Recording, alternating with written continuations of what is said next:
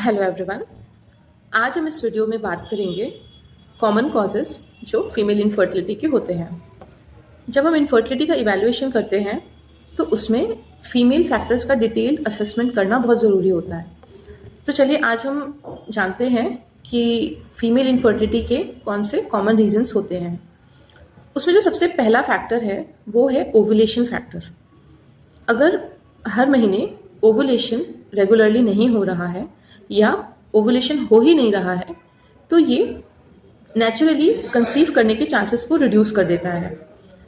और ओवुलेशन ना होने के मेजर कॉजेस होते हैं जैसे PCOS, thyroid dysfunction, high prolactin levels, sudden weight changes, chronic stressful conditions. इस वजह से जो एक औरत का एग होता है वो टाइमली रिलीज नहीं हो पाता है। अब बात करते हैं सेकंड फैक्टर की, जो है ट्यूबल फैक्टर। फेलोपियन ट्यूब्स या यूट्राइन ट्यूब्स वो जगह है जहाँ पर मेल का स्पर्म और फीमेल का एग मीट करते हैं, उसी के बाद प्रेगनेंसी स्टार्ट होती है। अगर ट्यूब्स किसी भी तरह से डैमेज्ड हो जाती हैं या ब्लॉक्ड हैं तो फर्टिलाइजेशन पॉसिबल ही नहीं हो पाता है। उसके ट्यूब्स की स्ट्रक्चर में किसी भी तरह की प्रॉब्लम्स होने का जो बहुत कॉमन रीजंस हैं वो है जैसे पेल्विक इन्फेक्शंस, जेनिटल ट्यूबरकुलोसिस, किसी भी तरह की प्रीवियस पेल्विक एब्डोमिनल सर्जरीज हुई हों या सिवियर एंडोमेट्रियोसिस के कारण एडिशंस हो गए हों, तो ये धीरे धीरे क्या करता है, ट्यूब में इन्फ्लामेशन एंड चेंजेस लाकर उसको ब्लॉक कर देते हैं या वहाँ की टिश्यू को डैमेज कर देते हैं। वुमेन इनफर्टिलिटी का जो थर्ड फैक्टर है वो है यूट्राइन फैक्टर। किसी भी तरह की अगर स्ट्रक्चरल इश्यूज हैं जैसे फाइब्राइड जो यूट्राइन कैविटी को डिस्टॉर्ट करते हों, endometrial polyps, congenital anomalies of the uterus जैसे सेप्टेट यूट्रस होना, बाइकॉर्नेट यूट्रस होना, एंडोमेट्रियम में प्रॉब्लम्स होना, एंडोमेट्रियम जो है वो अच्छे से बन ही नहीं पा रही है, थिन है या पुअर लाइनिंग है या उसमें इन्फेक्शन के कारण उसमें सूजन है, क्रॉनिक एंडोमेट्राइटिस है, तो ये सब क्या है, ये इम्प्लांटेशन को अफेक्ट करते हैं। The fourth factor is endometriosis.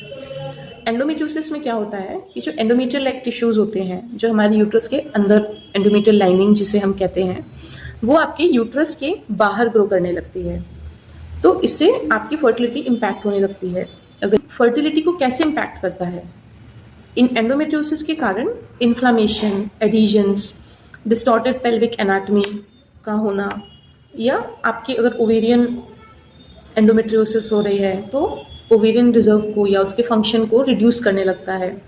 तो ओवरऑल पेल्विक जो एनवायरनमेंट है वो कंसेप्शन के लिए अनफेवरेबल हो जाता है एंडोमेट्रियोसिस में, जिसके कारण कंसीव करने में प्रॉब्लम्स होती हैं।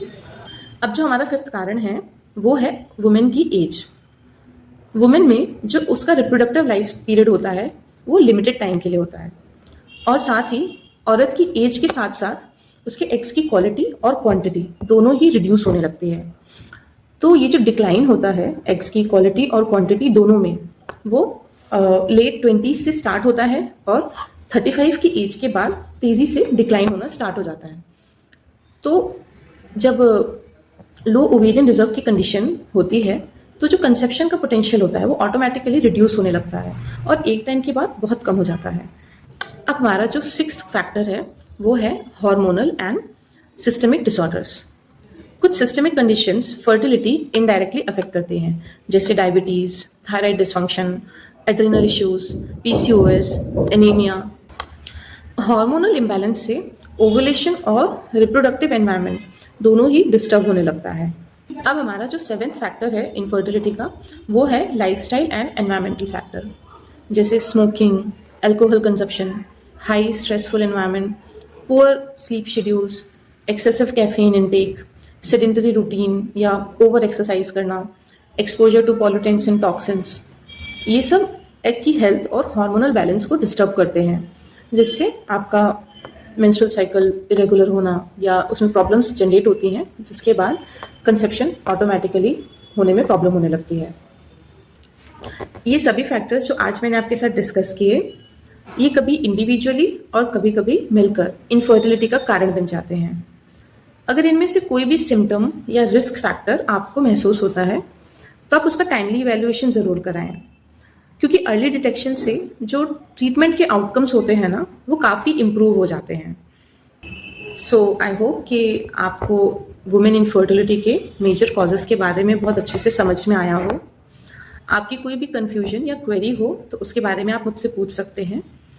अगले वीडियो में हम एक नया इनफर्टिलिटी का इम्पॉर्टेंट टॉपिक के बारे में बात करेंगे। So till then stay tuned and thank you.